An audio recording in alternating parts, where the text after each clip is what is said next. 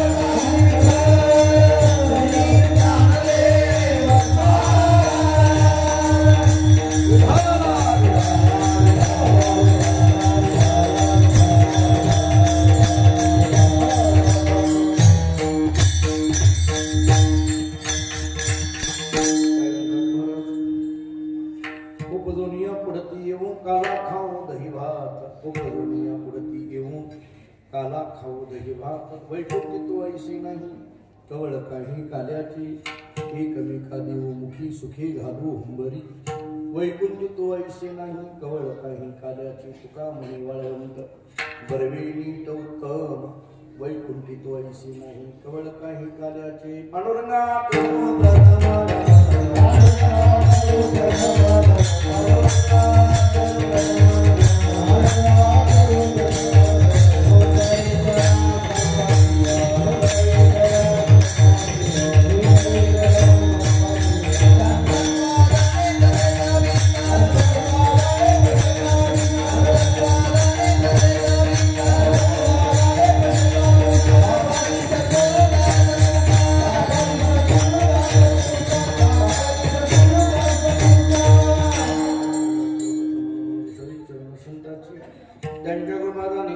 विस्तारू बाबाजी सद्गुरुदास तुका मस्तक हे पायावरी या वारकरी संताची आजीने पंढरी सारिखाची अकोला धामणगाव केला वैकुंठाधिपती श्री विठ्ठल सखा स्वयरा जोडला जो का भक्त विरक्त भूतळवटी विख्यात हा बोधला त्या श्री संत सद्गुरु मान पूजी चरणी साष्टांग मी घातिला विढाला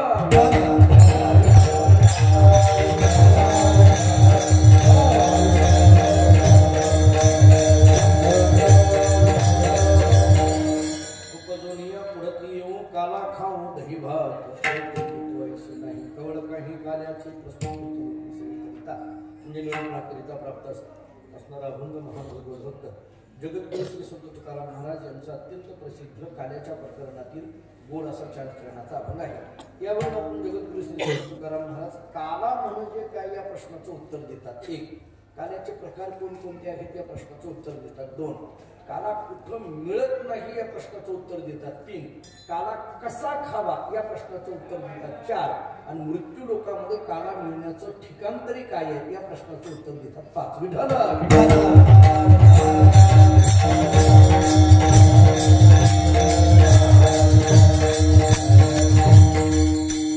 पवित्र भूमी असणाऱ्या या चिंचोलीमध्ये भगवंताच्या कृपेने साधू संतांच्या आशीर्वादाने मूर्ती प्राण प्रतिष्ठेच्या निमित्ताने हा उत्सव या ठिकाणी संपन्न होतो आहे समस्त ग्रामस्थ मंडळी चिंचोली आपल्या या गावचं आराध्य असणाऱ्या मळई देवी यांच्या अधिष्ठानावर पुढे किंवा त्यांच्याच कृपा आशीर्वादाने मळई देवीच्या कृपा आशीर्वादाने आणि सर्वांच्या सहकार्याने हा उत्सव या ठिकाणी संपन्न होतो आहे भगवान श्री विठ्ठल रुक्मिणीची मूर्ती प्राण प्रतिष्ठा भगवान श्री गुरु दत्तात्रय यांची राम लक्ष्मण सीता हनुमान त्याचबरोबर खंडेराय अशा विविध अनेक मूर्त्यांची प्राणप्रतिष्ठा आजच्या या पवित्र दिनी या ठिकाणी संपन्न होती आहे वारकरी संप्रदायातील थोर सत्पुरुष परमादरणीय संजय निवृत्तीपर आहे डॉक्टर नारायण महाराज जाधव उर्फ डॉक्टर महाराज यांच्या शुभ हस्ते ही मूर्ती प्राणप्रतिष्ठा आहे परंतु त्यांच्या काही तब्येतीच्या अस्वास्थ्यामुळे ते जरी येऊ शकले नसले तरी हरिपरायण खोसे महाराज निकम महाराज ही सगळी मंडळी त्यांच्या वतीने या ठिकाणी उपस्थित आहे त्यांच्या शुभ हस्ते आणि आपल्या सगळ्यांच्या उपस्थितीमध्ये हा सोहळा संपन्न होतोय. या सोहळ्याची सांगता आज काल्याच्या कीर्तनाने होती आहे आणि ती कीर्तनाची सेवा माझ्याकडे प्राप्त आहे. एरवी या भागामध्ये तसा फारसा माझा कोणाचा जास्त परिचय नाही. हरिभक्तीपरायण माझे मित्र गणेश महाराज बांगर यांच्या आग्रहाने आणि आपली सगळीच ग्रामस्थांची जी इच्छा आहे त्या इच्छेपोटी इथे येण्याचा योग आला. संप्रदायातली अनेक मंडळी इथे उपस्थित आहेत. त्या सर्वांच्या चरणी नतमस्तक होतो. या अभंगामध्ये जो कार्याचा विचार महाराजांनी सांगितलाय तो दोन्ही पद्धतीने आपल्याला सांगतो. विठ्ठल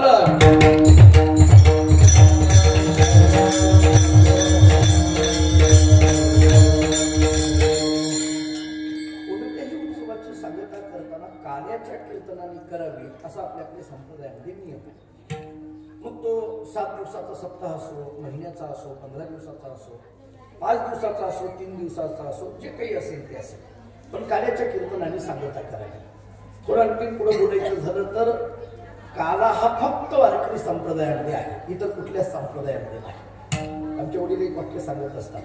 माझ्याबरोबर आमच्या वंशो पाठशाळेतले माझे ज्येष्ठ गुरुबंधू हरिभक्तीपरायण दत्तात्रय महाराज वाघ उपस्थित आहेत, हरिभक्तीपरायण अधोक महाराज उपस्थित आहेत. त्यांना माहिती आहे माझे वडील फार गोड सांगत असतात. आमचे वडील असं सांगत असतात, काल्याचं कीर्तन वारकरी संप्रदायातच का? त्याचं एका वाक्यात उत्तर देत असतात, काल्याची चव फक्त वारकऱ्यालाच माहिती, बाकी कुणालाच माहिती नाही. काला कसा आहे हे फक्त वारकऱ्याला माहिती. आता प्रश्न पडतो, हा काला म्हणजे तरी नेमकं काय? आपण बऱ्याचदा म्हणतो की काल्याच्या कीर्तनाला चाललो किंवा काल्याला आम्ही आहोत, तर त्याच्याही पेक्षा काही माणसं असं बोलतात, नाही काही गाठता आलं तरी काला गाठावा, बरोबर नाही, 3 दिवस जाता आलं तरी काल्याला तरी हजर राहावं.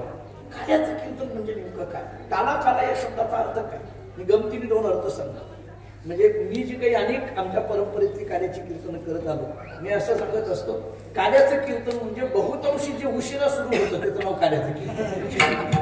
बहुतांशी ज्या कीर्तनामध्ये बराच कालवा असतो त्याचं नाव काल्याचं कीर्तन. हे झाले लौकिकातले अर्थ. पण काल्याचं कीर्तन याचा एक सरळ साधा अर्थ आहे, प्रसादाचं कीर्तन, त्याचं नाव काल्याचं कीर्तन.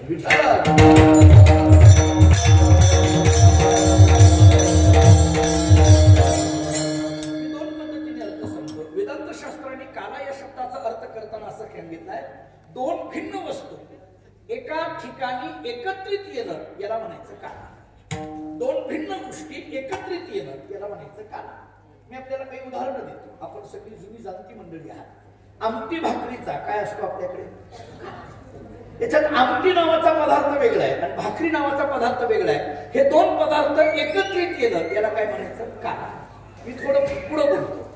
मी असं बोलतो, एकत्रित येणं म्हणजे काला नाही. ऐका माझं, 2 पदार्थ एकत्रित येणं म्हणजे काला नाही. एकत्रित आलेले पदार्थ एकरूप होणं म्हणजे काला.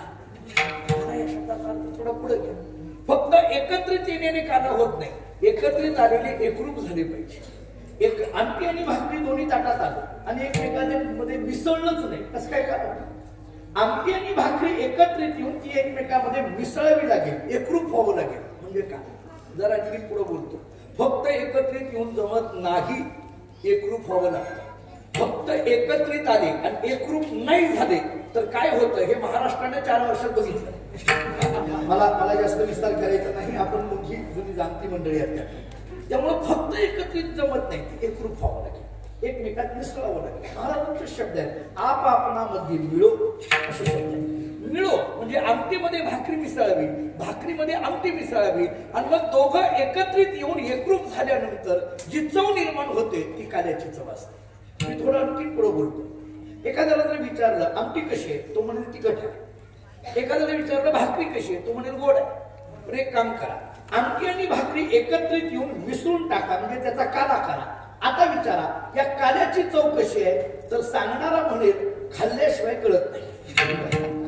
काल्याची चव खाल्ल्याशिवाय कळत नाही याचा अर्थ काला हा अनुभूतीचा विषय आहे. विठ्ठल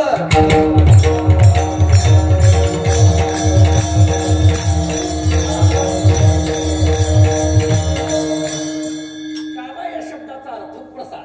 पहिला मुद्दा सांगतो आपल्याला, काला या शब्दाचा अर्थ प्रसाद. प्रसाद हा शब्द का वापरला? भारतीय संस्कृतीमध्ये आहारशास्त्राने प्रसादाची व्याख्या फार गोड केली. आपल्याकडे आपण एवढी श्रद्धावान मंडळी आहोत की आपण आता नंतरची दहीहंडी फोडणार आहोत. आणि मग त्याच्यातली एक जरी शीत जरी मिळाला तरी पुष्कळ. आम्हाला काही अख्खी दहीहंडीत आम्हाला मिळावी अशी अपेक्षा आहे. त्या इथं बसलेल्यापैकी कोणाला थोडं जरी मिळालं तरी पुष्कळ झालं. याचा अर्थ ते बोलताना असं म्हणतात, थोडा प्रसाद मिळाला तरी पुष्कळ झाला. मला कधी कधी प्रश्न पडतो की प्रसाद हा शब्द का आला, का झाला? मुळात प्रसाद या शब्दाची व्याख्या काय? ऐका, आपल्या भारतीय संस्कृतीमध्ये जे आहारशास्त्र आहे त्या आहारशास्त्राने फार गोड व्याख्या केली. असं सांगितलंय, आपण केलेला स्वयंपाक देवाला नैवेद्य म्हणून दाखवायच्या अगोदर त्याला प्रसाद हे नाव येतं का? नाही. नैवेद्य म्हणून दाखविल्यानंतर काय नाव येतं? प्रसाद. म्हणजे आपण पोळी भाजी जी काही आता इथं पुष्कळ माता भगिनी बसलेली आहे, जी काही पोळी भाजी तुम्ही करा, ती पोळी भाजी देवाला नैवेद्य दाखवायच्या अगोदर कोणी म्हणेल का घ्या प्रसाद? नाही. ती काय म्हणेल, अगोदर देवाला नैवेद्य दाखवून घ्या. आणि मग नैवेद्य दाखवून आल्यानंतर उतरत असताना आपण काय करतो, समोर असलेल्या माणसाला म्हणतो घ्या प्रसाद, घ्या प्रसाद. मग नैवेद्य ते स्वयंपाक आहे, पोळी तीच आहे, भाजी तीच आहे, पण अगोदर त्याला प्रसाद नाव नाही, पण देवाकडून आल्यानंतर मात्र प्रसाद नाव आहे. असं काय? म्हणजे देवाकडे गेलं की ते प्रसाद होतं म्हणजे नेमकं काय होतं? त्याला असं काय नाव, त्याच्यात घडतं तरी काय की त्याला प्रसाद हे नाव येतं?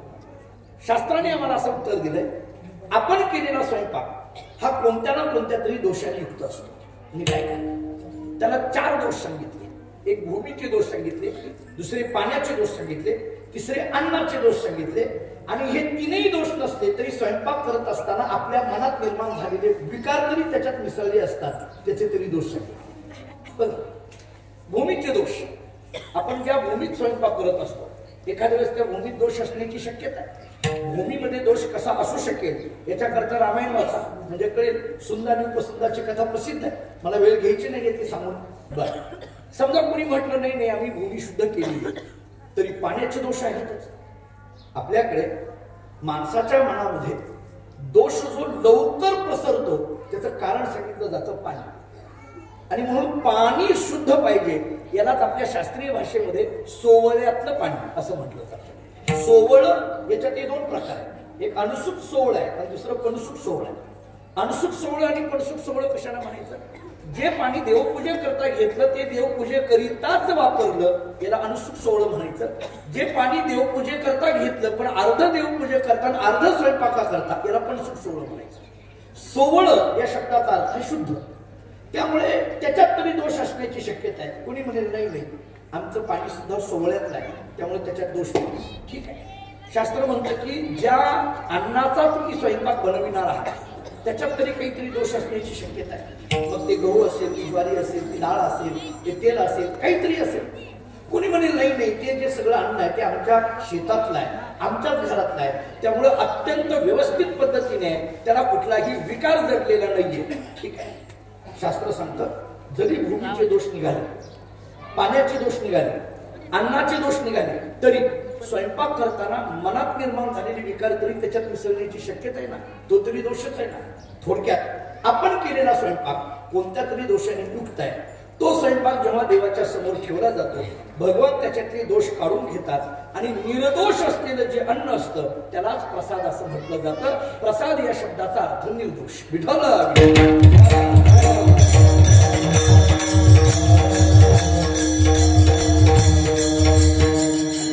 काल्याला प्रसाद का म्हटलं? कारण ते कसं आहे, निर्दोष आहे म्हणून प्रसाद झाला. म्हणून काला या शब्दाचा अर्थ झाला प्रसाद, एक अर्थ झाला. कळालं का? मी दुसरा अर्थ सांगतो. काला या शब्दाचा अर्थ आहे निरतिशय आनंदाची अनुभूती. काला या शब्दाचा अर्थ गुरुरे भाऊ पाठामध्ये असताना सांगायचे सविषय आनंद वेगळा आणि निर्विषय आनंद वेगळा. आनंद अनुभूती याला काला. ब्रह्मसूत्रामध्ये एक सूत्र सांगितलंय आनंदमयोभ्यास, असं सूत्र दिलं.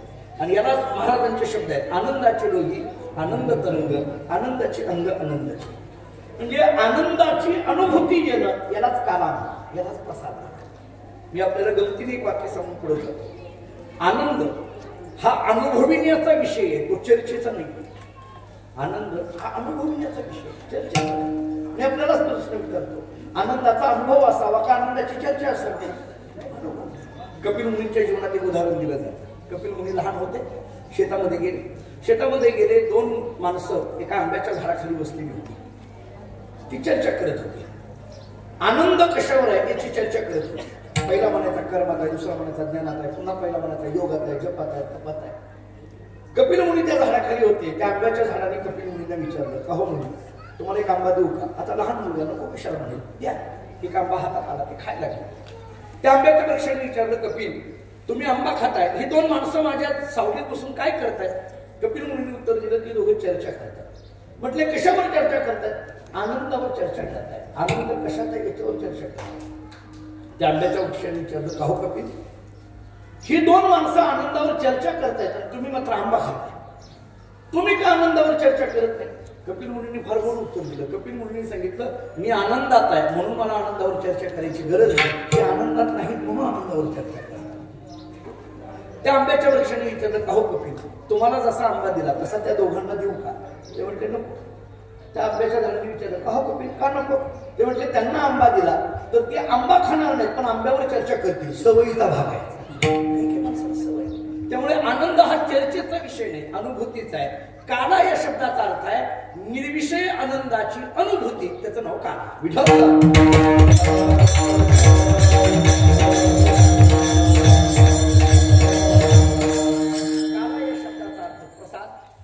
काला या शब्दाचा अर्थ निर्विषय आनंदाची अनुभूती. आणखीन एक सांगतो, काला या शब्दाचा अर्थ परिपूर्णता. काला म्हणजे परिपूर्ण. मी शब्द जाणीवपूर्वक वापरतो. काला म्हणजे पूर्ण नाही, काला म्हणजे परिपूर्ण. काला म्हणजे पूर्ण नाही, काला म्हणजे परिपूर्ण. वैकुंठाशी जगन्नाथांना पवार एक वाक्य सांगायचे. जगन्नाथांची कीर्तन ऐकलेली मंडळी असं आहे. जगन्नाथांना एक वाक्य असं सांगायचे, अपूर्ण वेगळं, पूर्ण वेगळं आणि परिपूर्ण वेगळं. अपूर्ण कोणाला म्हणायचं, पूर्ण कोणाला म्हणायचं, परिपूर्ण कोणाला म्हणायचं? त्याचा असा आहे, ज्याच्याकडे ज्ञान नाही तो अपूर्ण, ज्याच्याकडे ज्ञान आहे तो पूर्ण, आणि असलेलं ज्ञान जगाला देण्याचं सामर्थ्य ज्याच्याकडे आहे तो परिपूर्ण. त्यामुळे अज्ञानी हा अपूर्ण आहे.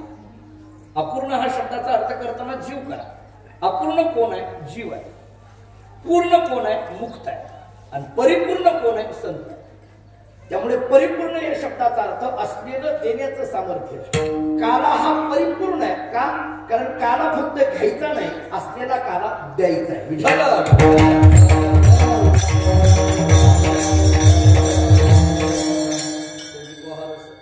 वाटितो आणि काला वाटो एक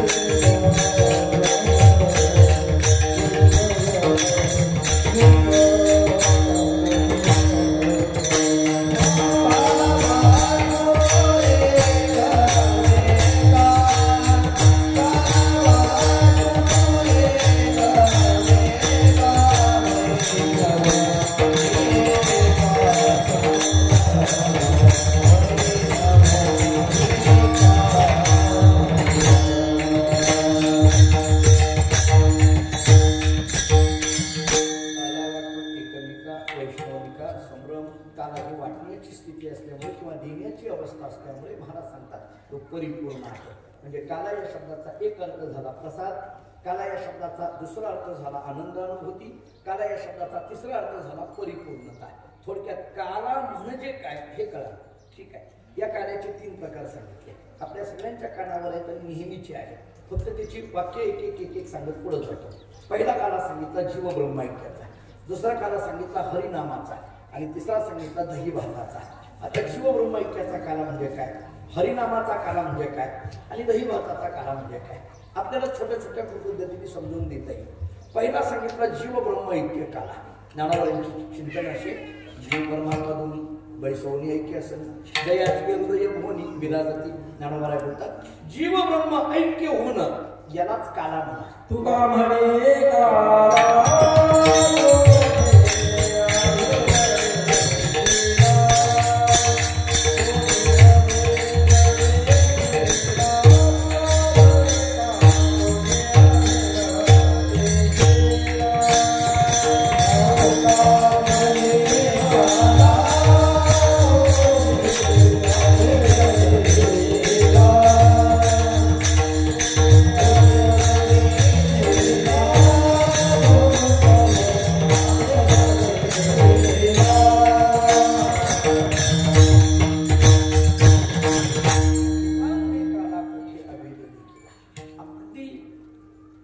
ज्याला गोड प्रमाण म्हटलं जातं किंवा योग्य प्रमाण म्हटलं जातं. निकम महाराजांनी अगदी पाहिजे ते प्रमाण दिलं. बऱ्याचदा काही माणसं अशी प्रमाणं देतात की आम्हाला इकडल्या विषयातून तिकडल्या विषयात.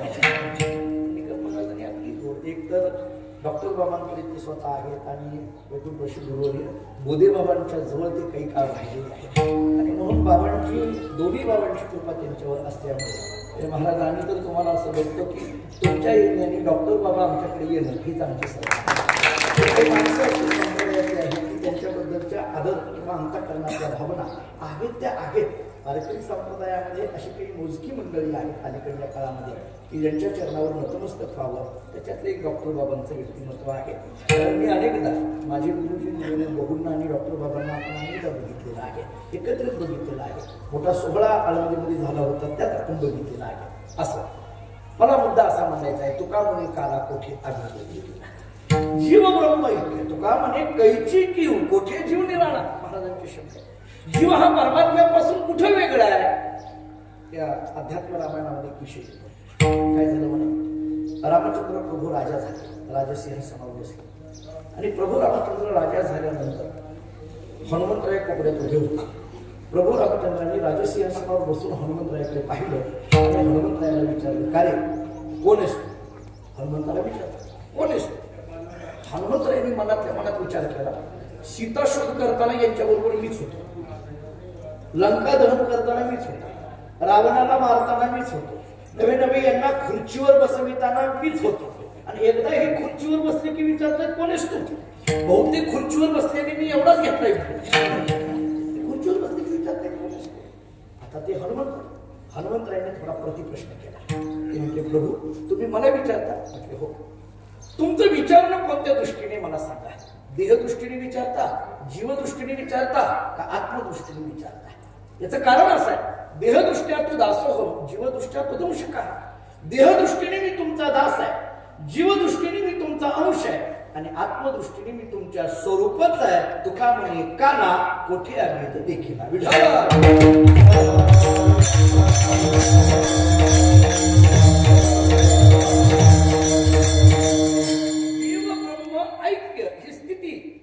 अभेदाचा काला म्हणतात. मी हे कळण्याकरता आणखी एक विषय सांगून पुढे जातो. आपल्याकडे ज्ञानोबारांनी फार गोड हरिपटामध्ये चिंतन केलं. ज्ञानोबारा बोलतात, एक हरी आत्मा जीव शिव समा वायात दुर्गमान एक हरी आत्मा जीव शिव समा. गुरु भाऊ सांगायचे पाठामध्ये, भाऊ असं म्हणायचे की एक हरी आत्मा जीव शिव समा हे हरिपाठातलं प्रमाण म्हणजे वेदातील तत्व असी हे महावाक्यच आहे. वेगळं काही बघायचं गरज. तत्व असी हे जे महावाक्य आहे तत् म्हणजे ते, त्वम म्हणजे तू, असे म्हणजे आहेच. मला ते वाच्यार्थ लक्षार्थ जीव चैतन्य ईश्वर चैतन्य पुरुष चैतन्य ब्रह्म चैतन्य हे सगळं आता विस्तार करत बसायची गरज नाही. दोन गोष्टी, एक तर माझ्या काही वेळही तेवढी नाही आणि भर उन्हाचं हे पचतही नसतं. त्यामुळे मी त्या सगळ्या वेदांत जास्त खोलासात जात नाही. मला थोडं कृष्णचरित्र पुढे सांगायचंय, पण थोडस ही जाणकार मंडळी आहे तर थोडासा काल्याचाही विचार सांगून पुढे द्यायचा.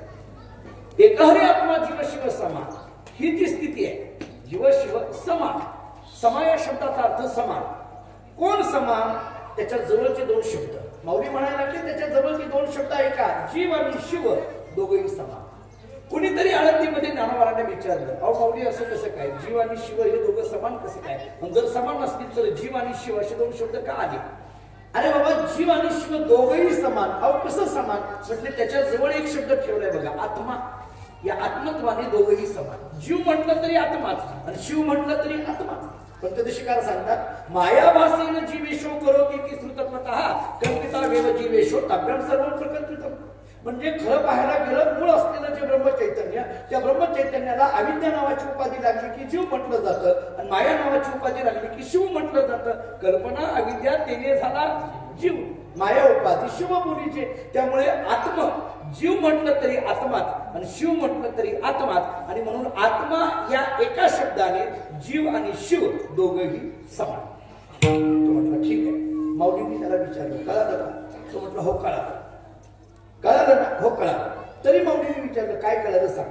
बऱ्याच लोकांना हो म्हणायची सवय असते पण कळालेलं काहीच नसतं. काय कळालं सांग. आता तो ऐकणार एवढा हुशार. तो म्हटलं माऊली कळालं. अरे काय कळालं? काही नाही. म्हटले आत्मी दोन आहेत हे कळालं. पाहुणीने सांगितलं मला माहित होतं तू अभ्यास न केलेलीची गोष्ट आहे. आता आपण दोन कसं काय म्हटलं एक जीवाचा आणि एक शिवाचा. हा आत्मा एक जीवाचा आणि एक शिवाचा आणि म्हणून समान. माऊलीने सांगितलं आत्मे दोन असं म्हणशील मला माहित होतं म्हणूनच या प्रमाणाची सुरुवात करताना केली आहे. एक या प्रमाणाची सुरुवात एक हरी आत्मा जीव शिव समान. इथला जो एक शब्द आहे का नाही तो आत्म्याकडे लावायचा. एकच असलेला आत्मा जीवरूपाने नटला, एकच असलेला आत्मा शिवरूपाने नटला. उपाधी भेदामुळे हे झालं ना. वस्तुतः आहे ते एकच आहे. एकच असलेला आत्मा जसा आकाश एकच आहे. घट नावाची उपाधी लागली घट आकाश, मठ नावाची उपाधी लागली मठ आकाश. आहे ते आकाश एकच आहे. तसा आत्मा हा एकच आहे. फक्त तोच आत्मा जीवरूपाने नटला आणि तोच आत्मा शिवरूपाने नटला. ज्ञानदेवा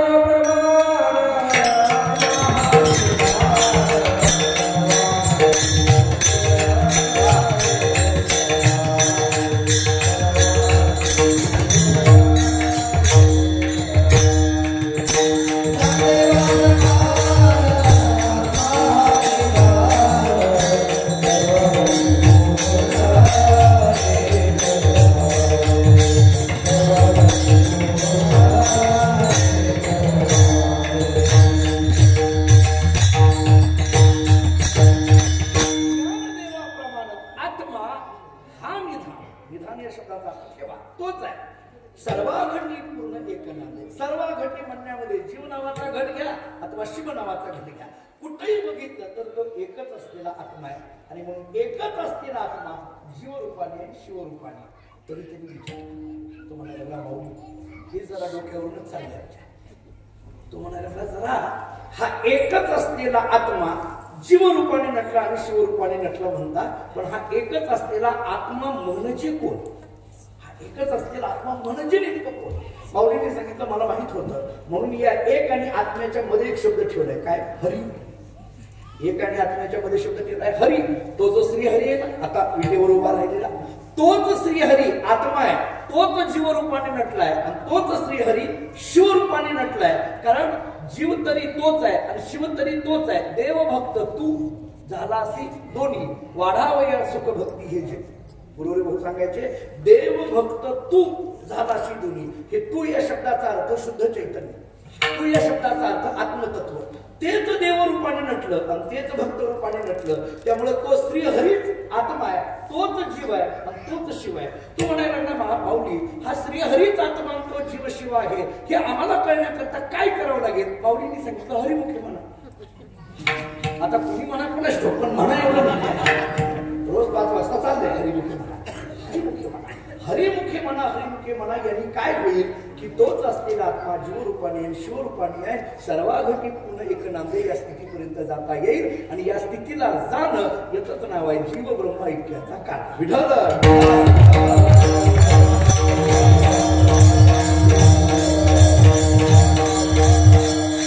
एक काळ.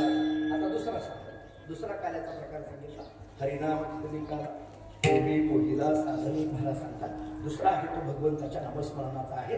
थोडक्यात नाम घेता घेता नामधारक नामी स्वरूपाला प्राप्त होणं किंवा होय अंग हरिरूप या स्थितीला प्राप्त होणं याला हरिनामाचा खिचडी काला म्हणा. आणि तिसरा काला सांगितला तो दहीभाताचा काला. आपल्याकडे शास्त्राची भाषा अशी आहे की जीवब्रह्मैक्याचा काला काय करतो, नामाचा काला काय करतो आणि दहीभाताचा काला काय करतो. दहीभाताचा काला हा स्थूल देहाची पुष्टी करतो. हरिनामाचा काला हा सूक्ष्म देहाची पुष्टी करतो आणि जीवब्रह्मैक्याचा काला हा कारण देहाची पुष्टी करतो. थोडक्यात हा जो दहीभाताचा काला आहे हा जो दहीभाताचा काला सांगितला म्हणजे हा तिसरा काला. मला कधी कधी प्रश्न पडतो हा दहीभात असा शब्द का वापरला, दही आणि भात असे शब्द काय वापरले. दुसरे शब्द महाराजांना वापरता येत नव्हते का या अभंगामध्ये. कुठलं फरक असा आहे हा दहीभाताचा काला खाण्याकरता नंतर जन्माला येऊ असं जर महाराज म्हणत असतील. एखादी गोष्ट दुर्लभ असेल दुर्मिळ असेल तर प्रयत्न करावे.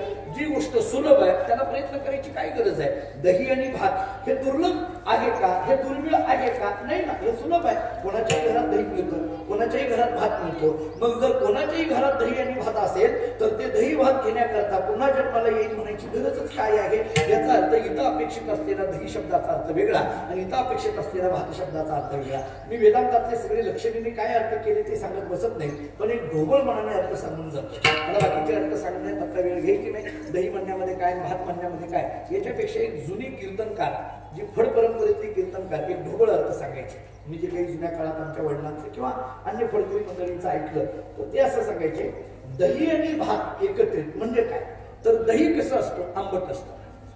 भात कसा असतो, गोड असतो. दही आंबट म्हणजे तसा प्रपंच आंबट, भात गोड म्हणजे परमार्थ गोड. तसं दही आंबट म्हणजे प्रपंच, भात गोड म्हणजे परमार्थ. दही भात एकत्रित करणं म्हणजे प्रपंच परमार्थ एकत्रित करणं, याला म्हणायचं दही भाताचा काला.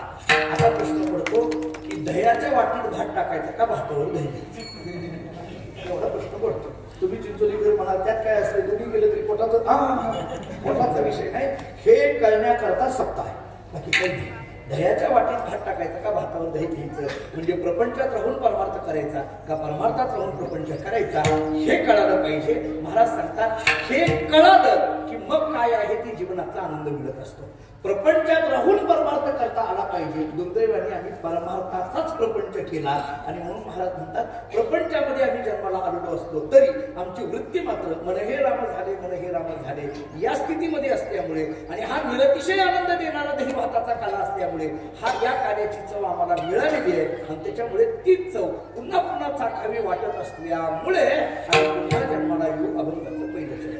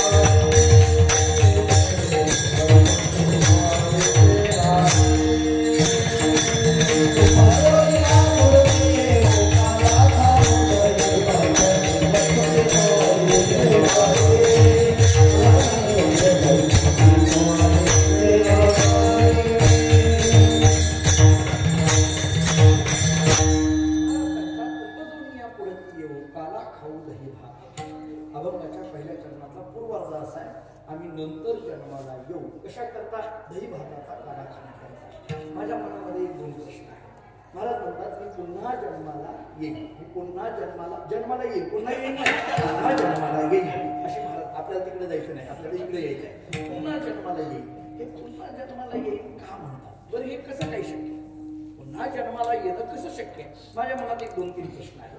त्यातला एक प्रश्न असा आहे, अहो जन्माला येईल हे म्हणणं आपल्या हातात आहे का की पुन्हा जन्माला येईल म्हणून आपल्या हातात आहे का? येणं आपल्या हातात आहे का? जन्माला येणं हे हातात असेल तर जन्माला येईल म्हणावं. जन्माला येईल येणं जर हातात नसेल तर जन्माला येईल म्हणतातच कसं काय? पहिला प्रश्न. दुसरी गोष्ट, पुन्हा जन्माला येणं, पुन्हा जन्माला येणं हे कधी घडतं? जाणं झालं तर येणं आहे ना, जाण्यावर येणं अवलंबून आहे का नाही? बघा, येणं या शब्दाचा अर्थ अगोदर जाणं नाही कळालं. दुसरं सांगतो, आपली संस्कृती कशी आहे, आपली क्रिया असते जाण्याची पण म्हणत असतो आपण येतो. बरोबर, आपण काय चाललेलो असतो पण म्हणताना काय म्हणतो? येतो. म्हणजे जाण्यावर येणं अवलंबून आहे. मग अगोदर जाणं काय आहे हे सांगा, म्हणजे पुन्हा जन्माला येईल हे काय आहे हे कळेल. बरं, आणखीन एक प्रश्न आहे, महाराज जन्माला येणं म्हणजे गर्भवास आहे ना, तुम्हीच म्हणता. काय सांगू गर्भीची आहे माझं भोगितला नारायण मौसमपुत्र दाना क्षणोक्षणा ध्यापसे गर्भवासाच्या यातना आहेत म्हणतात. आणि मग हे यातना तुम्ही सहन करायला का तयार होता की पुन्हा जन्माला येईल म्हणून? मी 2-3 प्रश्न उपस्थित केले, एका वाक्यात उत्तर देत जातो. पहिला मुद्दा, जन्माला येणं आपल्या हातात आहे. जुने कीर्तनकार असं सांगायचे, येणे आणि जाण्याबद्दल बोलताना असं म्हणायचे, येणं हातात नाही पण जाणं हातात आहे, तो देव आहे. येणं हातात नाही पण जाणं हातात आहे, तो देव आहे. येणंही हातात आहे, जाणंही हातात आहे, ते संत आहे. आणि येणंही हातात नाही, जाणंही हातात नाही, तो माणूस आहे. जुने कीर्तनकार सांगायचे. भगवंताचं येणं हातात नाही, त्याला आणावं लागतं. आणि येणा खळे हरिदास किंवा त्याला बोलवावं लागतं किंवा त्याला हाक मारावी लागते. हाके सरशी घालोनिया स्तंभ बोलवावं लागतं, त्याच्याशिवाय येत. जर गमतीने म्हणून बोलवण्याशिवाय येतच नाही, त्याचं नाव घेऊ. बोलवण्याशिवाय येत नाही. मला एवढं जोरात का सांगायला, एका गावामध्ये कीर्तनाला गेलो, कीर्तन झालं परत एक मनुष्य भेटला. मी म्हटलं का तुमच्या गावात आलतो कीर्तनाला आलतो, तुम्ही दिसलाच नाही, आम्हाला कुठे बोलवलं का? हे देवच आहे आपल्याला. आता काय बोलवायची गरज आहे? सप्ताह चालू आहे, कीर्तन चालू आहे, जावं बसावं ऐकावं निघावं, हे तर आमंत्रणाची वाट बघू नये. पण भगवान मात्र हाक मारावी लागेल, त्याच्याशिवाय येत नाही. निर्गुणातून सगुणामध्ये यायचं असेल तर कोणीतरी भक्त व्हावं लागेल, हाक मारावी लागेल तर येते. जाणं हातात आहे. जरा पुढं संतांचं येणंही हातात आहे, जाणंही हातात. ज्ञानोबांना वाटलं अवताराला यावं, आले. ज्ञानोबांना वाटलं 22व्या वर्षी संजीवन समाधी घ्यायची, निघाली. कुणी आलं? तुकोबांना वाटायला लागलं 42व्या वर्षी सदैव वैकुंठाला जायचं, कुणी आलं? नामदेव महाराजांना वाटायला लागलं वयाच्या 80व्या वर्षी संजीवन समाधी घ्यायची. एकटं नाही. मला कधी कधी नामदेवरायांचं चरित्र वाचताना आश्चर्य वाटतं. नामदेवराय समाधी घेण्याकरता निघाले, त्यांच्याबरोबर त्यांचे आई वडील निघाले, काय हरकत नाही. त्यांची बायको निघाली, मी म्हणतो तेही ठीक आहे. त्यांची मुलं निघाली, मी म्हणतो तेही ठीक आहे. पण त्यांच्या सुनांनी सुद्धा म्हणावं आम्ही समाधी घेणार, हे किती कठीण आहे.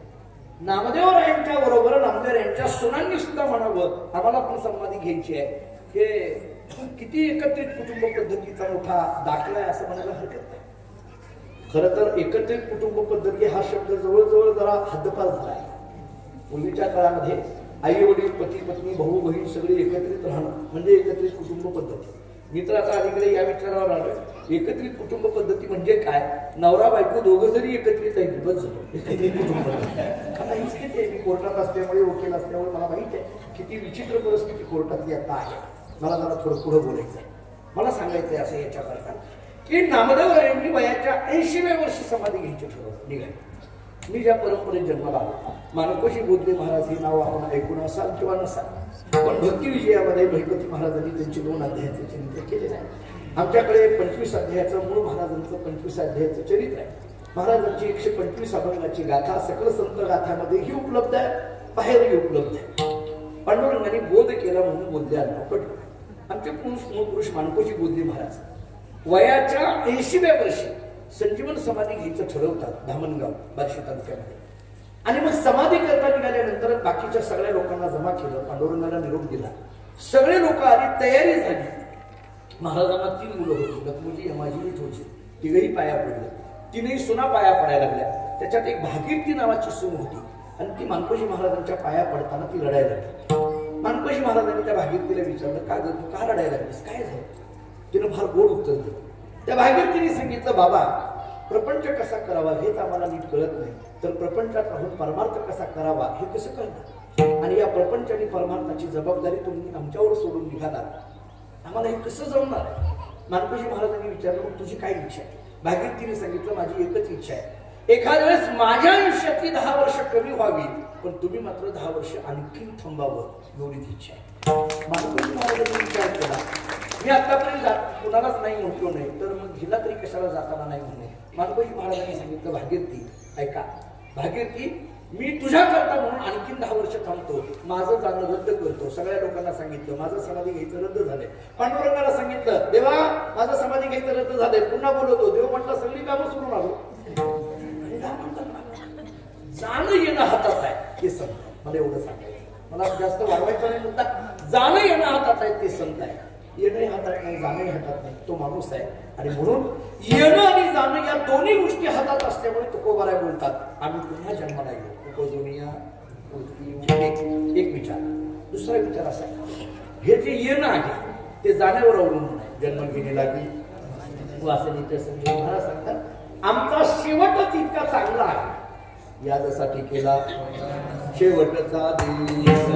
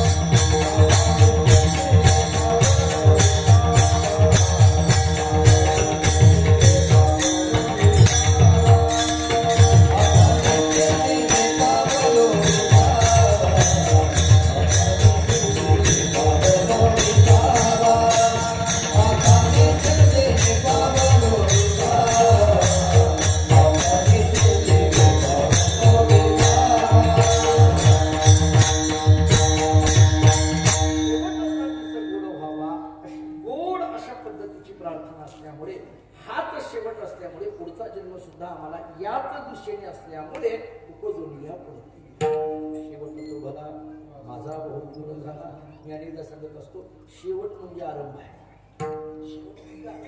म्हणाला शेवट वेगळा आरंभ वेगळा सांगतो.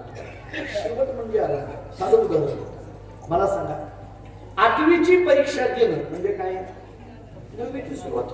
8वीची परीक्षा म्हणजे 9वीची सुरुवात. 8वीची परीक्षाच दिली नाही 9वी जाईल. आता संस्थापकाची मुलं जातात ती गोष्ट नाही. त्यांना काही नाही, BA MA च्या डिग्र्या सुद्धा घरपोच होतात त्यांना. पण याचा शेवट म्हणजे पुढला आरंभ आहे. या दृष्टीने महाराज सांगतात की हा या देहाचा किंवा या जीवनाचा शेवट म्हणजे पुढला आरंभ असल्यामुळे उपजून या पुढे आणि नंतर जन्माला येईल. तिसरा प्रश्न असा आहे, अहो पुन्हा जन्माला येणं म्हणजे गर्भवासाची गोष्ट आहे ना. तुम्ही कसं काही गर्भवासाला यायला तयार? महाराज तर स्पष्ट सांगतात तुका म्हणे गर्भवास सुखी घराला गर्भवास म्हणायचं पुन्हा सुखी म्हणायचं. मला वाटतं हे फक्त तुकोबऱ्यांनीच म्हणून जाणार. गर्भवास म्हणायचं पुन्हा सुखी म्हणायचं हे दोन्ही एकत्रित मला तर कधी कधी अभ्यास करताना तुकोबऱ्यांच्या म्हणायचा दोन विरुद्ध असलेल्या भूमिका एकाच ठिकाणी मांडलेल्या दिसून येतात.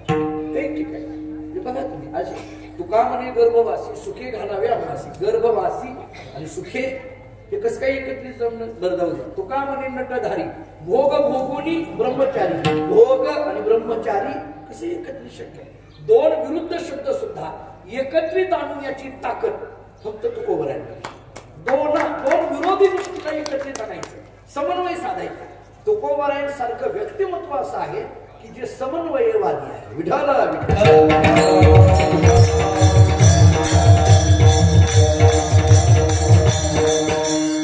दोघांना एकत्रित करण्याची. आता म्हणजे मित्र असं बोलतो की मध्यस्थी म्हणावं तर ते तुकोबऱ्यांना नाही तर अलीकडे आपल्याकडे जे मध्यस्थी आहेत ते मिटवायला येतात का वाढवायला येतात हा प्रश्नच आहे.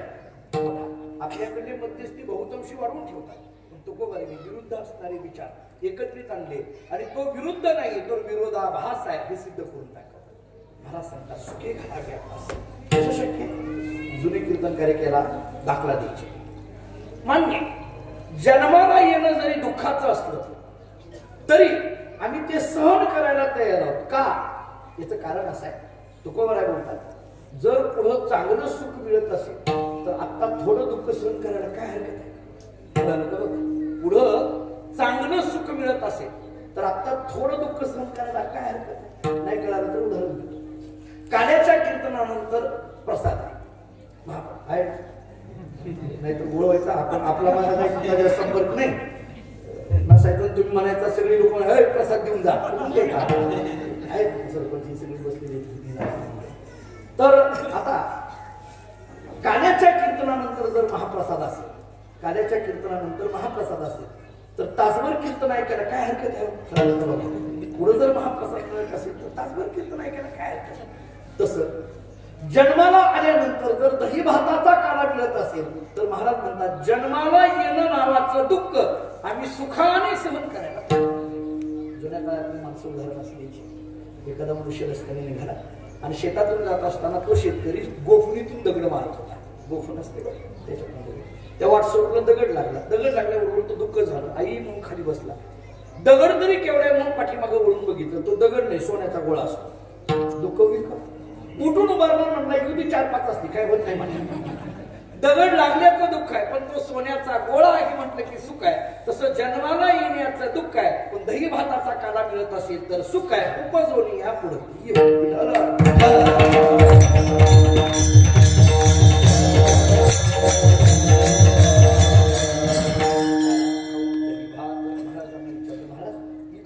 काय गरज आहे? तुम्ही जिथं आहात तिथं नाही का? वैकुंठ ऐसे नाही कवळ काही काल्याचे. जास्त वेळ घेत नाही त्या प्रमाणात. वैकुंठी तो ऐसे नाही कवळ काही काल्याचे. महाराज म्हणतात तो काला वैकुंठामध्ये नाही. वैकुंठामध्ये काला का नाही? अनेक कारण वेगवेगळ्या पद्धतीने सांगितली जातात. फक्त मला जाता जाता वेगवेगळ्या भूमिका का वैकुंठामध्ये वैकुंठी जाऊन काय बा करावे, गीत बैसावे म्हणून किंवा हा सोहळा स्वर्ग नाही तरी म्हणजे तात्विक अर्थ सांगून पुढे जातो. वैकुंठी तो ऐसे नाही हा दही भाताचा काला किंवा आपण जो आता हरिनामाचा काला हा काला वैकुंठात नाही. का नाही? मुळात वैकुंठ म्हणजे काय? वैकुंठ शब्दाचा अर्थ आणि ऐसे नाही म्हणण्याचा अर्थ काय? गुरुरे भाऊनी एकदा दिलेला विचार सांगून आम्हाला गुरुजींनी आमच्या पाठशाळेमध्ये असं सांगितलेलं की वैकुंठ या शब्दाचा अर्थ करताना वै अधिक कुंठ बरोबर वैकुंठ. वै या शब्दाचा अर्थ भेद आणि कुंठ या शब्दाचा अर्थ निवृत्त होणं. वै या शब्दाचा अर्थ भेद आणि कुंठ या शब्दाचा अर्थ निवृत्त होणं. भेद निवृत्त होणं म्हणजे अभेदाची स्थिती. भेद निवृत्त होणं याला अभेदाची स्थिती म्हटलं जातं.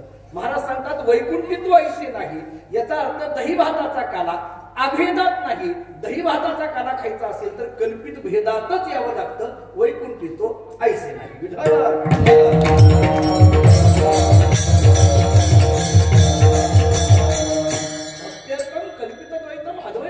सुंदर शास्त्र आम्हाला सांगतं.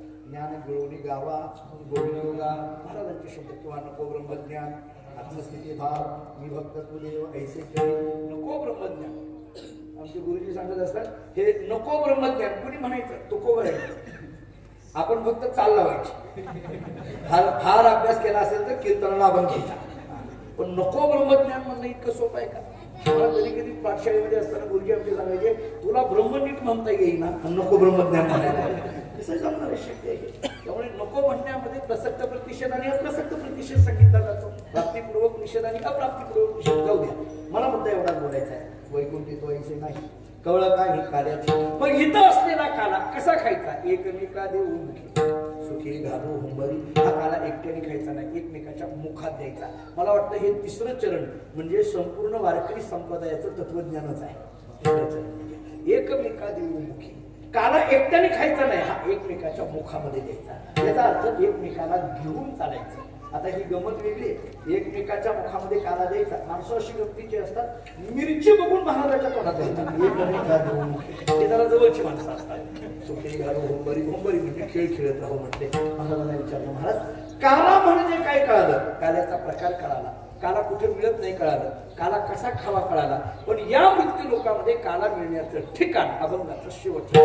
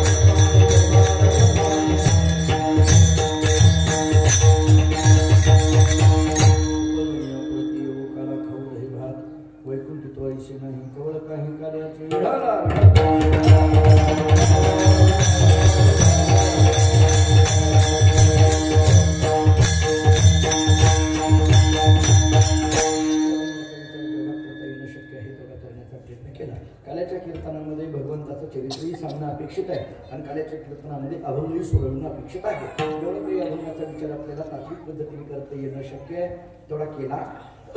काल्याचे कीर्तन म्हणजे चरित्र ते उच्चारावे, केले देवी गोकुळी, भगवान श्रीकृष्ण परमात्म्याच्या चरित्राचा विचार करायचा आहे, उच्चारावे असं म्हटलेलं आहे.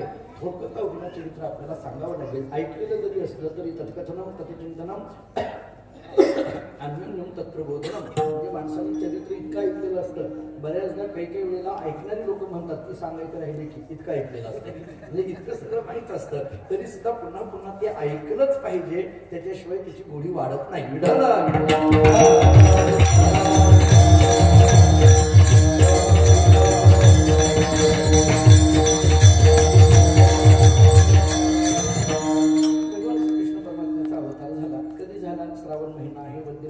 अष्टमी तिथी आहे, बुधवार आहे, चंद्रवंशामध्ये भगवंताचा अवतार झाला. आता याची कारण पुष्कळ सांगितली बरं का.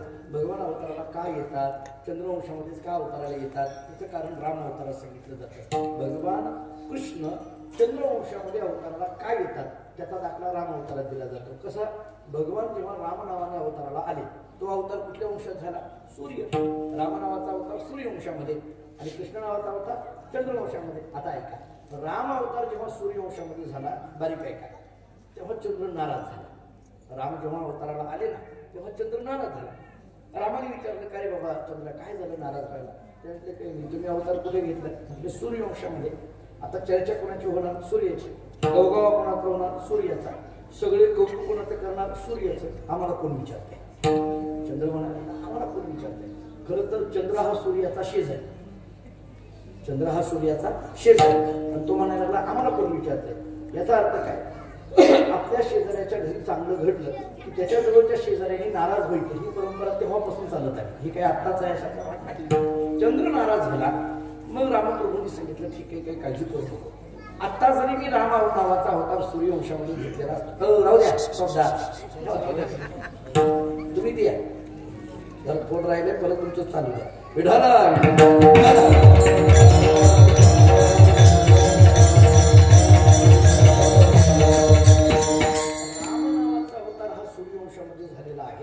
तेव्हा रामप्रभूंनी सांगितलं, हे पहा, काळजी करू नको म्हटले.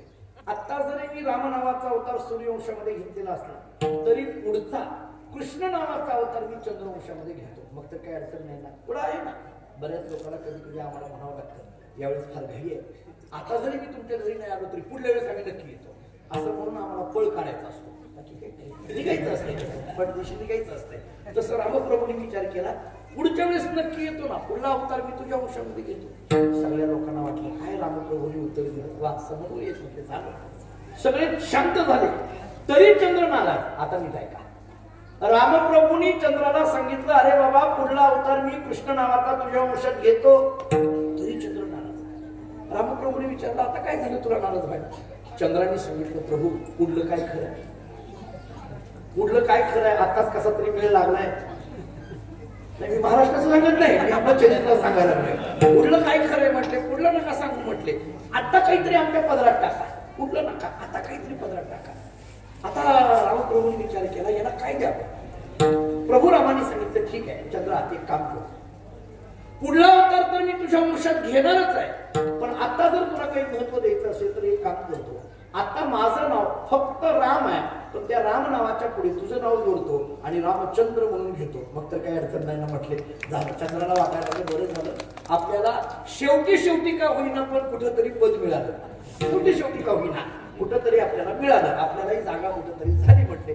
काही हरकत नाही, फायदा झाला, इकडून तिकडे उडी मारल्याचा फायदा झाला, काहीतरी आपल्या पदरात पडलं, असू द्या म्हटलं. झालं, सगळं आनंद झाला, सगळं चाललेलं होतं, व्यवस्थित झालं. पण शब्द दिला होता, कृष्ण नावाचा अवतार चंद्रवंशामध्ये घेतो, चंद्रवंशामध्ये कृष्ण नावाचा अवतार झाला. आता बारीक आहे, कृष्ण नावाने अवतार झाल्याबरोबर कोण कोण आनंदित झालं याची एक यादी दिली आहे. दिशा प्रसन्न झाल्या, चंद्र आनंदित झाला, रोहिणी नक्षत्र आनंदित झालं, नद्या प्रसन्न झाल्या, नवे नवे नद्यांचे डोह प्रसन्न झाले, आनंदाने उचळून डोह. त्या चंद्राला मोठा प्रश्न पडला. चंद्राने त्या डोहांकडे बघितलं, नद्यांच्या डोहांकडे, आणि विचारलं, अरे बाबा तुम्ही काय आनंदाने उड्या मारायला? मी आनंदाने उडी मारणं ठीक आहे, कारण भगवान श्रीकृष्णाने अवतार कोणत्या वंशात घेतलाय? माझ्या चंद्र. म्हणून मी आनंदी होणं ठीक आहे. तुमचं काय संबंध आहे? तुम्ही काय एवढा आनंदाने उड्या मारायला लागला? कोणाला प्रश्न केला? डोहा. जरा बारीक केला. नदी वेगळी आणि नदीचं डोह वेगळा. नदी वेगळी, नदीचा डोह वेगळा. नदीचं पाणी पिण्यायोग्य असतं आणि डोहाचं पाणी धुण्यायोग्य असतं. डोहाच्या पाण्याला काही किंमत असते का? नदीच्या पाण्याला जेवढी किंमत तुम्ही देता तेवढी डोहाला किंमत देता. डोह या शब्दाचा अर्थ काय? आडाणी, किंमत नाही.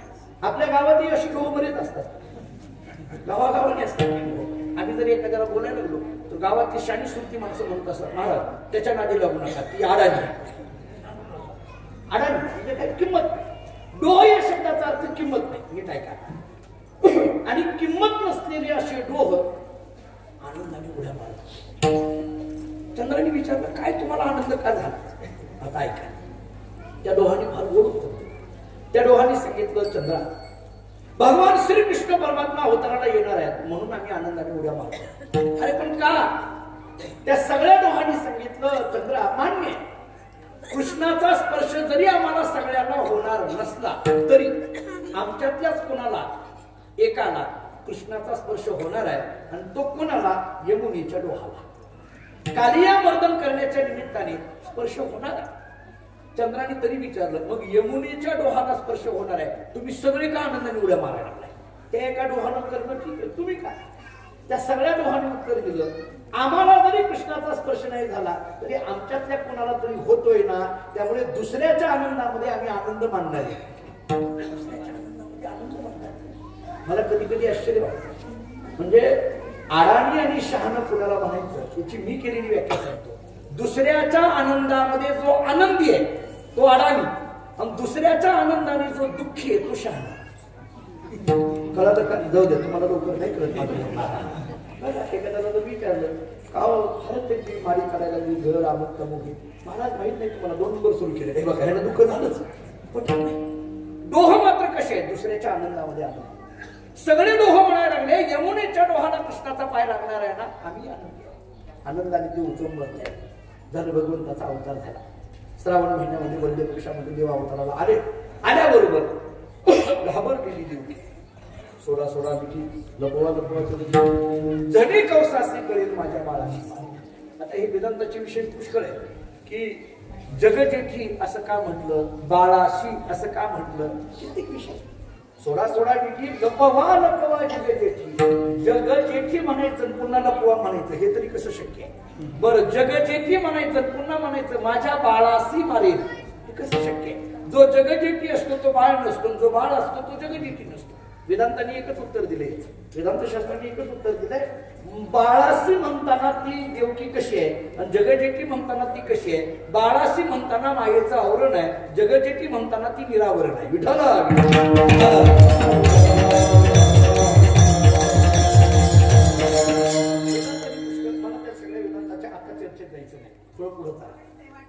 ती घाबरलेली देवकी वसुदेव, भगवान त्या वसुदेवाच्या कानाजवळ जातात आणि सांगतात, नंदाच्या घराला मदनी गोकुळाला नंदगावाच्या घरी घेऊन चला. कसं घेऊन जायचं? उचललेला कमळापती, आईची बंधने गळली, डोक्यावर उचललं, सगळी बंधनं गळाली. भगवंताला डोक्यावर वसुदेवाने घेतलं, नदीच्या काठावर आले. ऐका, यमुनेच्या काठावर आले, पाऊस पडत होता, आतमध्ये पाय टाकला, नदीचं पाणी वाढत होतं. यमुनेचं पाणी का वाढतं याची कारण सांगितली जातात. कोणी म्हणतं यमुना ही सासू आहे, तिला कृष्णाचं दर्शन घ्यायचं होतं. कोणी म्हणतं यमुना ही कालिंदी नावाची पत्नी, तिला कृष्णाचं दर्शन घ्यायचं होतं. कोणी काय म्हणतात. मला असं वाटतं हा सगळा पसारा मांडण्यापेक्षा एका वाक्यात उत्तर देऊ, यमुनेला कृष्णाचं दर्शन घ्यायचं होतं म्हणून वाढत होतं, बस. बाकी सगळा पसारा आता जास्त वाढवत नाही. वेळेनुसार कार्याचं कीर्तन करावं. वेळेनुसार कार्याचं कीर्तन असं असतं की कितीही वाढवता येतं आणि कितीही आखडता येतं. तुम्ही जर आषाढीला आमच्याकडे आला तर महाराजांना माहिती आहे, आषाढी कार्तिकी पौर्णिमेला आमच्याकडे पंढरपूरमध्ये गोपाळपूरमध्ये 15-20 मिनिटात काल्याचे कीर्तन होत असतात. 15-20 मिनिटात किती. आमच्याकडे एकदा फडावर देतो महाराज काल्याचं कीर्तन वडिलांच्या जागेवर एकदा मला उभं केलं. मी आपलं 2 तासात माझं कीर्तन सगळं आटपायला लागलो आणि संपवलं. आता माऊलीचं भजन घेणार तेवढ्याच चौदार घेऊन सांगितलं, भात शिजायचा राहिला वाढवा. अरे काल्याची कीर्तन अशी असतात, किती वाढव. मग म्हणलं चला परत कृष्ण आणखी खेळायला. त्याला काय असते, कारण लिलाच आहेत शेवट्या, ते कितीही सांगता येतात, रंगवता येतात. पण मला थोडक्यात विचार मांडायचा आहे. भगवंताला घेऊन निघाले. मध्यरात्र होती. वसुदेवजी गोकुळामध्ये पोहोचले. आपल्या डोक्यावरचा कृष्ण खाली ठेवला. माया उपजली तिथे आणि तिथं निर्माण झालेली माया डोक्यावर घेतली. आता नीट ऐका. डोक्यावर असलेला कृष्ण खाली ठेवला आणि तिथं जन्माला आलेली माया डोक्यावर घेतली. भगवान हसायला लागले. कुणीतरी विचारलं, का रे बाबा, का हसायला लागला? ते म्हटले, काही नाही, मी चांगला वसुदेवाच्या डोक्यावर होतो, मला खाली ठेवलंय, आणि ही माया चांगली खाली होती, तिला डोक्यावर घेतली. मी डोक्यावर असलेलं मला खाली ठेवलं, खाली असलेली माया डोक्यावर घेतली. भगवान म्हणायला लागले, मला खाली ठेवून मायेला डोक्यावर घेणं ही फजिती माझ्या वडिलाची झाली असेल तर बाकीच्याच काय होईल? रात्रीच्या वेळेला आता माघारी घेऊन जायचं. मायेला घेतलं. वसुदेवजी पुन्हा यमुनेच्या काठावर आले. आता ऐका. काठावर आलेली वसुदेवाला चिंता पडली. आता पलीकडे जायचं कसं काय? येताना आपण आलो. डोक्यावर कोण होता? कृष्ण. यमुनेला विनंती केली वसुदेवाने, कृष्ण आहे रस्ता दे, कृष्ण आहे रस्ता दे. तेव्हा यमुनेला रस्ता दिला. पण आता जाताना कोण आहे? माया. ही माया डोक्यावर असताना यमुना रस्ता दिलीच कशी काय? अशी चिंता वसुदेवाला वाटायला. तुम्हाला आश्चर्य सांगू, अहो येताना कृष्ण डोक्यावर असताना कमीत कमी त्या यमुनेला विनंती तरी करावी लागली, बाई डोक्यावर देव आहे, रस्ता दे, रस्ता दे, रस्ता दे. जाताना माया डोक्यावर असताना यमुनेला विनंती सुद्धा करायची गरज पडली नाही. माया आली म्हणून कळाल्याबरोबर ताबडतोब यमुनेने रस्ता दिला. मला कधी कधी आश्चर्य वाटतं, यमुनेने कृष्णाला लवकर रस्ता दिला नाही पण मायेला दिला. असं कसं काय? बऱ्याचदा असं होतं. एसटी मध्ये महाराजाला जागा देत नाही पण दारोड्याला लगेच देतात. आमची जर भांडण लागली एखाद्या पिणाऱ्या माणसाबरोबर तर अख्खी एसटी आमच्याकडे बघते आणि परत म्हणतात, महाराज आहेत की तुम्ही? आम्हाला म्हणतात. मी म्हटलं नाही, पण मी जागा पकडली. नाही नाही उठा, त्याला द्या जागा. आपण म्हणलं मी त्याच्यातल्या एकाने सांगितलं, महाराज तुम्ही उभा राहा, नाहीतर तुम्हाला उभा राहायची सवय इथली तिथं. इथं उभा राहा, तिथं उभा राहा. त्याला असं का केलं? यमुनेने मायेला ताबडतोब रस्ता का दिला? याची दोन कारण असतात. एक गमतीचं कारण आहे. गमतीचं कारण असं आहे, भांडकुदळ बायाला पहिल्यांदा जागा द्या. मी चिंचुलीतलं बोलत नाही, मला माघारी जायचंय नाही विषय. भांडणारी माया कोण आहे? भांडणारी आहे. विचित्र आहे. काय करेल सांगता येत नाही. करशील तरी नो हे काही राईचा डोंगर पर्वत राही अशी माया आहे. आणि म्हणून विचित्र असलेली माया, तिच्याशी भांडत कुठं बसायचं, त्याला रस्ता द्यावा म्हणून यमुनेने ताबडतोब रस्ता दिला. एक. आता दुसरं सांगतो. यमुना विचार करते, जोपर्यंत माया इथं असेल तोपर्यंत भगवान माझ्या वाळवंटात काला करायला येणार नाही. भगवंतानी माझ्या वाळवंटात काला करायचा असेल तर इथून माया गेली पाहिजे. कारण काला माया गेल्याशिवाय होत नाही. माया गेल्याशिवाय काला होत नाही. आणि म्हणून यमुनेने विचार केला, तिला पहिलं बाहेर काढावं म्हणजे भगवान या वाळवंटात येतील आणि काला करतील. माईला रस्ता दिला. दुसऱ्या दिवशी सगळ्या गोकुळामध्ये बातमी कळाली. गवळण म्हणून गवळणीला पुत्र झाला. यशोदेला सगळ्या गवळणी धावत होत्या. यशोदेच्या अंगणामध्ये येत होत्या. एक गवळण अशी फुलं तिच्या डोक्यावरची खाली पडली आणि ती खाली वाकली फुल उचलण्याकरता. त्या फुलाला वाचा फुटली आणि त्या फुलाने त्या गोपिकेला सांगितलं, गोपिके मला उचलायचा प्रयत्न करू नको. म्हटले का? त्या फुलाने सांगितलं, तू कृष्ण दर्शनाला निघालीस आणि मला उचलण्यामध्ये तुझा वेळ जाईल. कृष्ण दर्शन घेणाऱ्या व्यक्तीला आपण प्रतिबंध ठरणं हे एक पापच असतं. फुल म्हणतं मला ते पाप लागू नये म्हणून तू मला उचलण्याकरता वेळ घालू नको. तू ताबडतोब कृष्णाचं दर्शन घे. एक. आणि दुसरी गोष्ट, आता मला उचलून डोक्यावर ठेवू नको कारण मी तुझ्या पायाखाली आहे. नियम असा आहे, ज्याला कृष्णाचं दर्शन झालं त्याच्या डोक्यावर बसायचं नसतं, पायाखालीच राहायचं असतं. म्हणून मला पायाजवळच राहू दे. गोपिका धावत जाते. त्या गवळणी सगळ्या यशोदेच्या अंगणात येतात आणि भगवान श्रीकृष्ण परमात्म्याला पाहतात. श्रीमद भागवतामध्ये फार गोड वर्णन केलं. त्रिभुवन कमनम तमाल वर्णम रविकर गौरव रामधरम दधानी ओपुर लककुलाव्रतानब्जम विजय सखे रची वस्तू मेन वद्या. याच्यावर नाथराय सांगतात श्रीकृष्णाचे या सौंदर्य. लक्ष्मी बोलवणी झाली वेडे मदन पोटा आली बापुडे कुणीकडे इंद्रचंद्र. याच्यावर टिकोमारा सांगतात राजर्ष सुकुमार मदनाचा पुतळा रवी शशिकाला रुपलिया. सगळ्या गोपिका पाहायला लागल्या. पाहत पाहत काय म्हणावं कळेल. आमच्याकडे एक पद्धत आहे, तुमच्याकडे ऐकण्याला माहित नाही. आमच्याकडे पद्धत अशी आहे, लहान मुलगा जन्माला आला 5-25 बाया गोळा होतात आणि गप बसत नाही. उगीच म्हणतात आईवर गेले बापावर गेले. खरं सांगू का, हा सगळा चहा पिण्यापुरता कार्यक्रम असतो. चहा येईल पण काय करायचं म्हणून म्हणायचं मातृमुखी पितृमुखी. तसं सगळ्या गोपिका विचार करायला लागले, ही कुणासारखं म्हणायचं, नंदासारखं का यशोदेसारखं, देवकीसारखं का वसुदेवासारखं. हा कोणासारखा म्हणायचा, एक वाक्य सांगतो, हा कोणासारखा सांगता येत नाही, कारण याच्यासारखं सगळं जगत आहे, हा कोणासारखा सांगायचा. लयापासून सगळं मंडळ हे झाले. एक पद्धतीची संकटे येऊ लागली. आगासूर बकासूर वगैरे सगळी संकटे येत होती आणि ही सगळी संकटे येत असताना सगळ्या संकटाला भगवान माघारी परतून पाठवत होते. कंसाने आपल्या दरबारामध्ये हतबल झालेला कंस, डोक्याला हात लावून बसलेला केशी नावाचा दैत्य होता. आणि त्या दैत्याने विचारलं, का रे कंसा, काय जरा डोक्याला हात लावून बसला? म्हटले काय करावं, ज्यांना ज्यांना पाठवलं त्या कृष्णाला मारण्याकरता ते तिकडेच म्हटले काहीच नाही. त्या केशी नावाच्या दैत्याने सांगितलं, काळजी करू नको, म्हटले मी जातो आणि मी त्या कृष्णाला मारूनच येतो. केशी नावाच्या दैत्याने सांगितलं, असं म्हणूनच सगळी गेली, असं म्हणून जी गेली ती आधीच नाही म्हटले, पाहायला म्हणून गेली, मंत्रिपदाची शपथ घेऊन आली, असं म्हणूनच गेली, ते तसं सांगू नको म्हटले. हे जी गेली ती तिकडेच चालली म्हणजे तसलं काही बोलत जाऊ नको म्हटले, फक्त तू तिकडला निरोप जरी घेऊन आला तरी बस झालं म्हटले. काय चाललंय काय नाही निरोप घेऊन ये म्हटले, काय हरकत नाही. तो केशी नावाचा दैत्य घोड्याच्या रूपामध्ये गेला. ऐका, घोड्याचं रूप घेतलं आणि तो गोकुळामध्ये गेला. घोडा नाचायला लागला. आता नाचणारा घोडा बघण्याकरता गर्दी असते. लहान लहान मुलं गोळा झाली, घोडा नाचायला लागला. आता घोडा नसतो, अलीकडल्या काळात तर घोडा कुठेही नसतो. त्याचा लग्नातही घोडा नसतो. बघा, लग्नात घोडा का नसतो हे घोड्यावरच्या गाडवाला माहित नसतं, ती गोष्ट राहिली. का नसतं? एका ठिकाणी लग्न फार उशिरा लागलं, अहो फार वेळ का, तर घोडा नाचायला लागला. एखादी मला विचारलं, महाराज हा घोडा का नाचत असे? आता मला काय माहिती, मला ज्ञानेश्वरी विचारावी, गाथा विचारावी, माणसं असलं काही विचारत राहतात. म्हणजे घोडा का नाचतो? मी त्याला आपलं सहज उत्तर देऊन टाकलं, घोडा त्या नवरदेवाला सांगत असेल लग्न झाल्यानंतर असंच नाचायचं बघून घे. तो घोडा नाचायला लागला. नाचणारा घोडा बघण्याकरता गोपाळांनी गर्दी केली. भगवान श्रीकृष्ण परमात्मा मात्र काही घरातून येत नव्हते. तो घोडा विचार करायचा की आपण त्याच्याकरता घोडा झालोय, तो बाळकृष्ण काही येईना, आणि म्हणून इकडून तिकडून त्या सगळ्या गोपाळांपुढे नाचायचा. ही बातमी बाळकृष्णाला कळाली. बाळकृष्णाने विचार केला, आपले गिऱ्हाईक चौकात येऊन नाचतंय, आपण काय करतोय घरात. भगवान हळूहळू त्या चौकात गेले आणि त्या सगळ्या गोपाळांमध्ये उभे राहिले. त्या घोड्याने गोपाळाला कृष्णाला पाहिल्याबरोबर तो घोडा सगळ्या गोपाळांना सोडलं आणि कृष्णाच्या जवळ येऊन नाचायला लागला. सगळ्या गोपाळांनी विचारलं, अरे कृष्णा, मगापर्यंत हा घोडा आमच्या जवळ नाचत होता, तुला पाहिल्यापासून सारखा तुझ्याकडे येतोय, तुझी या घोड्याची ओळख आहे, तुझी या घोड्याची ओळख आहे का? भगवंतांनी सांगितलं, ओळख वगैरे काही नाही, फक्त नियम असा आहे, ज्याचं मरण जवळ आलं की माझ्या जवळ येतात, बाकी काही नाही. या घोड्याचं मरण जवळ आलंय. भगवंतांनी अशी शेपटी पकडली, तो घोडा बितरला, अंगावर लाथा मारायला लागला. भगवान एका दगडावर जाऊन उभे राहिले. घोडा असे लाथ मारणार, भगवंतांनी त्याच्या जवळ्यात हात घातला, फूट वाढवायला सुरुवात केली. त्या जवळ्याचे 2 भाग झाले आणि केशी नावाचा दैत्य जागेवर मेला. केशी नावाचा राक्षस जागेवर मेल्याबरोबर नारद मुनी प्रगट होतात आणि बाळकृष्णाला म्हणतात, हे कृष्णा, केशी नावाच्या राक्षसाला तो मारलं, आजपासून जगातील लोक केशव या नावाने तुला हाक मारतील.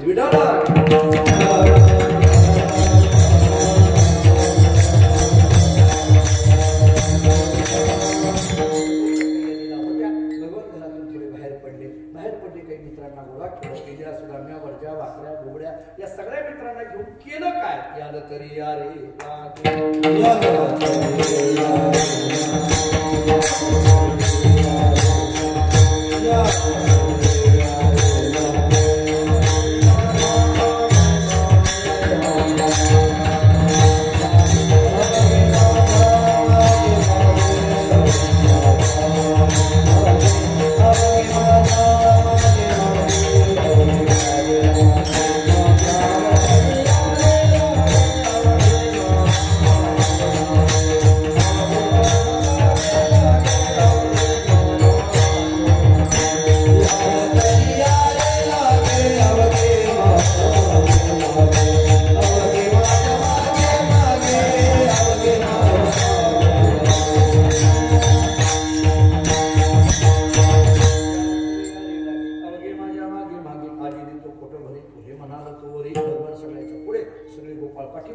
वेगवेगळ्या घरच्या चोऱ्या करायला सुरुवात केली. पहिल्या घरी चोरी करण्याकरता गेले आणि भगवंतांनी सांगितलं, पेंद्या उघड दरवाजा. आतमध्ये काय चालले पाहतो.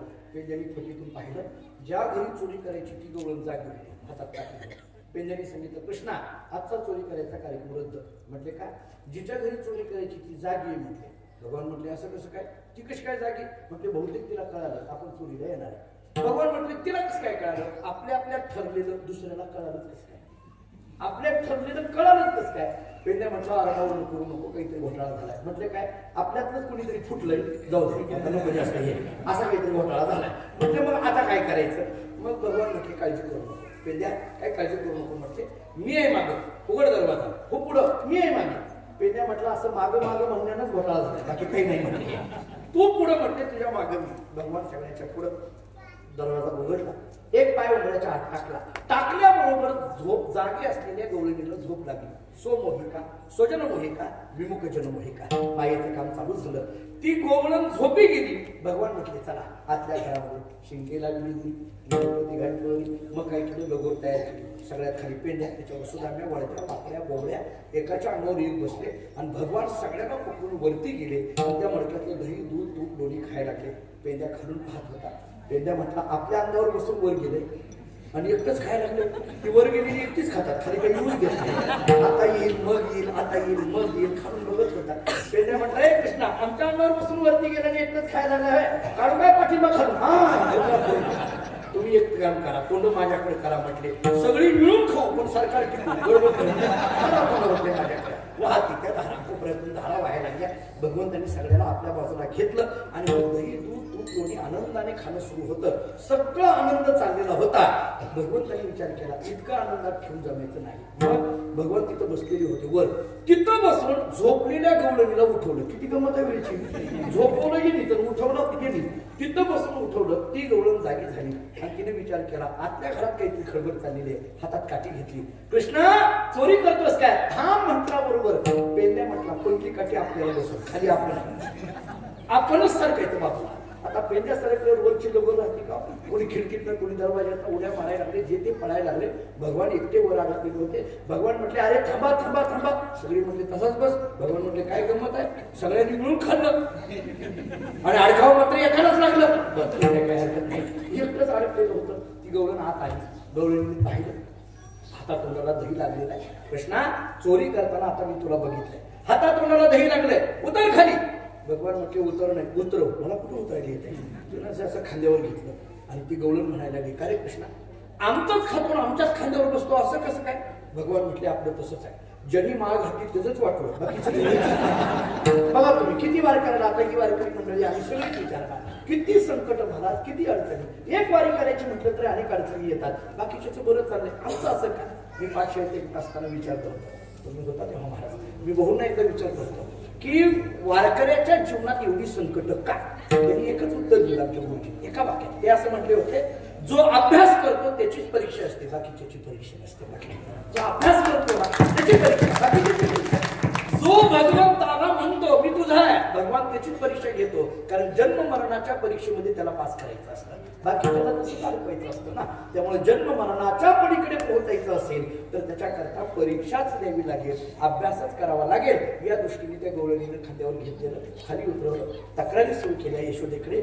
मग सगळ्या गवळणी जमा झाल्या. पाहती गवळणी कवती पालती दुधाने म्हणती नंदाची या पोरे आजी चोरी केली कधी यावी नाही नासी नवे दुसरी यायची. अशा पद्धतीचा नाश याच्याशिवाय दुसरा कोणी करणार नाही. अगं यशोदे तुझ्याच मुलांनी चोरी केली, म्हणती नंदाची या पोरे आजी चोरी केली खरी का, कारण यावी नाही नाशी नवे दुसरी यायची. यावी नाही नाशी म्हणजे काय, तवती पालती दुधाने यावी नाही नाशी. कारण बाकीचा दुसरा चोर असता तर दुधानं घेऊन गेला असता.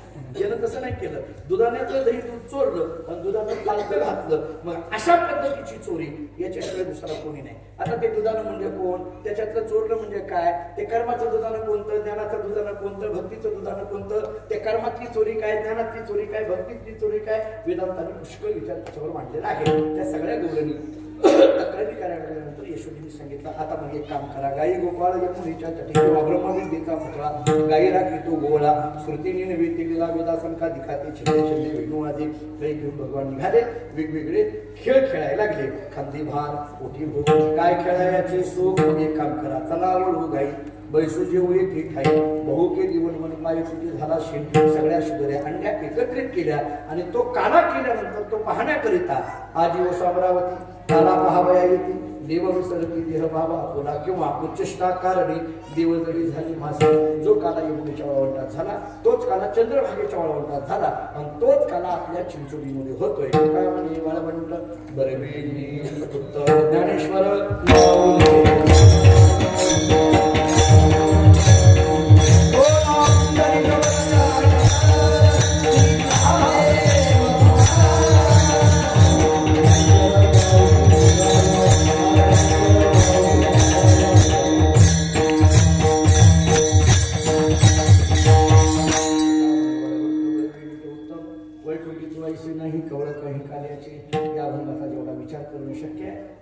चरित्र जेवढं थोडक्यात मांडणं शक्य आहे तेवढा सांगण्याचा प्रयत्न केला. आपल्या या गावामध्ये समस्त ग्रामस्थांच्या वतीने या भव्य दिव्य अशा पद्धतीचा मूर्ती प्राण प्रतिष्ठा सोहळा या ठिकाणी संपन्न होतो आहे. अनेक मूर्त्या या ठिकाणी स्थापना होते. मी मगाशी बोललो भगवान श्री विठ्ठल रुक्मिणीचे आहे, भगवान श्री गुरु दत्तात्रयांचे आहे, राम लक्ष्मण सीता हनुमंतरायाचे आहे, खंडेरायाचे आहे, मुक्ताईचे आहे, अशा अनेक मूर्ती प्राण प्रतिष्ठा आपल्या सर्वांच्या सहकार्याने हा सोहळा संपन्न होतो. अशी बोलल्याप्रमाणे जरी आदरणीय संजय डॉक्टर नारायण महाराज जाधव उर्फ बाबा जरी येऊ शकले नसते तरी आदरणीय हरिभक्तीकालीन खोसे महाराज, निकम महाराज हे त्यांच्या वतीने या ठिकाणी उपस्थित आहेत. त्यांच्या शुभ हस्ते आणि आपल्या सगळ्यांच्या उपस्थितीमध्ये हा सोहळा संपन्न होतो आहे. मी मगाशी बोललो, खरं तर या भागामध्ये फारसं येणं माझं नाही. धनगर सरांचा सारखा फोन असायचा, पण मी काही फार त्यांना लवकर होय म्हटलो नाही. त्याचं कारण माझा इकडं परिचय फारसा नाही, त्यामुळे मला पण आमच्या गणेश बांगर महाराजांना त्यांनी आग्रह केला आणि येण्याचा योग आला. त्यानिमित्ताने मलाही देवीच्या या भूमीमध्ये मला येता आलं. ही जी भूमी आहे आईसाहेबांच्या कृपाशीर्वादाने पवित्र झालेली ही भूमी आहे आणि आपल्यासारखी एक सात्विक माणसं, सत्वशील माणसं या मंदिरामध्ये पांडुरंगाची मूर्ती मी बघितली. मी मला म्हटलं इतकी सुंदर सुरेख मूर्ती सतुरसाहेबांनी आपण घेतलेली आहे, फारच सुंदर. म्हणजे असं वाटायला लागलं की पंढरपुरातलाच पांडुरंगाची मूर्ती आहे. मला आपण मूर्ती स्थापना केली, इतकी गोड. त्याच मूर्तीच्या चेहऱ्यावरचं तेज जर बघितलं तर ती एक असणारी मूर्ती, ते एक साक्षात पांडुरंग परमात्मा आपल्याला आशीर्वाद देण्याकरता उपस्थित आहे. त्यामुळे आपणही त्या पांडुरंगाचे नित्य दर्शन घेऊन आशीर्वाद घ्यावे. आणि मंदिर या शब्दाचा अर्थ असा आहे, म म्हणजे मन, दी म्हणजे दिव्य आणि र म्हणजे रमण. मन दिव्य स्वरूपामध्ये रमतं त्याचं नाव मंदिर असतं आणि मन दिव्य स्वरूपामध्ये आपल्या रमावं या दृष्टीने आपलं मन या दिव्य स्वरूपामध्ये रमावं असं हे मंदिर आहे. मूर्तिपाळ प्रतिष्ठा आणि कलशारोहण या दोन्हीच्या अंगाने आपण या ठिकाणी उपस्थित आहात. पुन्हा एकदा आपल्या सर्वांच्या चरणी नतमस्तक होतो. या कीर्तनाची सेवा जो काही विचार मला मांडता आला ते माझ्या गुरुजींच्या कृपेने आणि भगवान पांडुरंगाच्या आशीर्वादाने जेवढा काही विचार करता येईल शक्य तेवढा करण्याचा प्रयत्न केला. झालेली सेवा ज्ञानोबारांच्या कोबालांच्या चरणी, मी ज्या परंपरेत जन्माला आलो त्या मानकोशी गुरुजी महाराजांच्या चरणी आपल्या सर्वांच्या चरणी सेवा समर्पित करू. याच ठिकाणी शेवट चालली.